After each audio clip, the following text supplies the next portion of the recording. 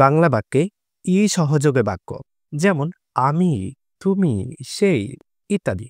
এই সকল কথা দিয়ে যখন আমরা কোনো বাংলা বাক্য তৈরি করব আর ওই বাক্যগুলোকে যখন আমরা ইংরেজিতে ট্রান্সলেটিং করব, তখন আমরা ছোট্ট একটা স্ট্রাকচার ব্যবহার করে ট্রান্সলেটিং করে দিব। স্ট্রাকচারটা আমরা এইভাবে ব্যবহার করব। প্রথমে আমরা দিব ইট ইজ, এরপরে আমরা একটা সাবজেক্ট দিব। যেমন সাবজেক্টগুলো কি কি হতে পারে? I, you, he, she, etc. এরপরে আমরা একটা হু ব্যবহার করব। তারপরে আমরা অক্সিলারি ভার্ব ব্যবহার করব, মানে বি ভার্ব ব্যবহার করব। অ্যাম, ইজ, আর, ইটিসি। এরপরে একটা এক্সটেনশন দিলেই হয়ে যাবে।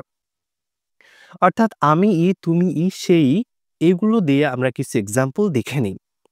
আমি তোমার প্রকৃত বন্ধু। It is I who am your Real friend. মানে আমি তোমার প্রকৃত বন্ধু। প্রথমে আমরা স্ট্রাকচারে ইট ইজ ব্যবহার করেছি, তারপর সাবজেক্ট হচ্ছে আই। এরপরে আমরা নিয়ম অনুযায়ী হু ব্যবহার করেছি, হুর পরে আমরা অ্যাম ব্যবহার করেছি, এরপরে ইউর রিয়েল ফ্রেন্ড। তুমি সে যাকে আমি খুঁজছিলাম, মানে আমরা বলি এমন যে তুই সে যাকে আমি খুঁজছিলাম অনেক দিন ধরে। তাহলে এই বাক্যের ইংরেজি আমরা কি করব? It is you whom I was looking for. It is you whom I was looking for মানে হচ্ছে তুমি সে যাকে আমি খুঁজছিলাম। আমি তাকে এমনটা বলেছিলাম। আমি তাকে এমনটা বলেছিলাম। তাহলে এটা ইংরেজি কি হবে? It is I who told him so. It is I who told him so মানে আমি তাকে এমনটা বলেছিলাম। বন্ধুরা খেয়াল করুন, প্রতিটা বাক্যেই কিন্তু আমি, তুমি, আমি, সেই, এই কথাগুলো রয়েছে। যার কারণে আমরা এই ছোট্ট একটা ম্যাজিক্যাল স্ট্রাকচার দিয়ে কিন্তু এই ধরনের বাক্যগুলো আমরা ট্রান্সলেটিং করে ফেললাম। স্টিল, যার অর্থ হচ্ছে এখনো পর্যন্ত। হাবোধক বাক্য ও কোনো কাজ এখনো চলছে বোঝালে আমরা স্টিল ব্যবহার করতে পারি। যেমন, তুমি কি এখনো লালবাগে থাকো? এখানে কিন্তু চলমান কিছু রয়েছে কোনো কাজ, মানে আমি লালবাগে এখনো থাকি। এটা যেহেতু ইন্টারোগেটিভ সেন্টেন্স প্রশ্ন করা হচ্ছে, এজন্য আমরা প্রথমে অক্সিলারি ভার্ব নিয়ে এসেছি। Do you still live at Lalbagh? আমার বাবা এখনো বেঁচে আছে। My father is still alive মানে হচ্ছে আমার বাবা এখনো বেঁচে আছে। তুমি কি এখনো তার প্রতি আগ্রহী?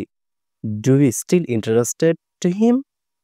Do you still interested to him মানে হচ্ছে তুমি কি এখনো তার প্রতি আগ্রহী।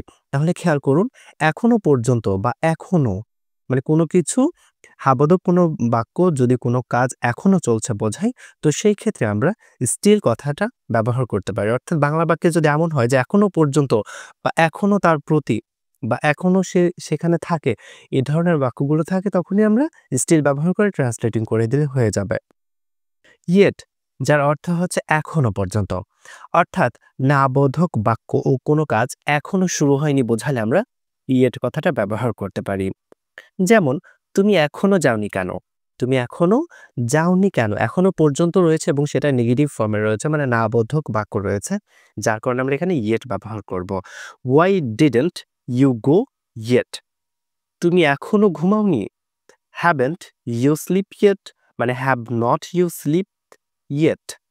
এরপর রয়েছে আমি এখনো এটা সম্পূর্ণ করিনি।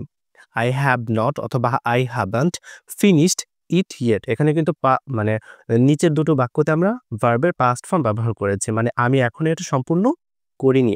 আই হ্যাভ নট অথবা I haven't finished it yet মানে হচ্ছে এখনো পর্যন্ত কোনো কিছু না করা বোঝানো হয়ে থাকলে আমরা ইয়েট কথাটা ব্যবহার করতে পারি। অলরেডি, এর অর্থ হচ্ছে এর মধ্যে।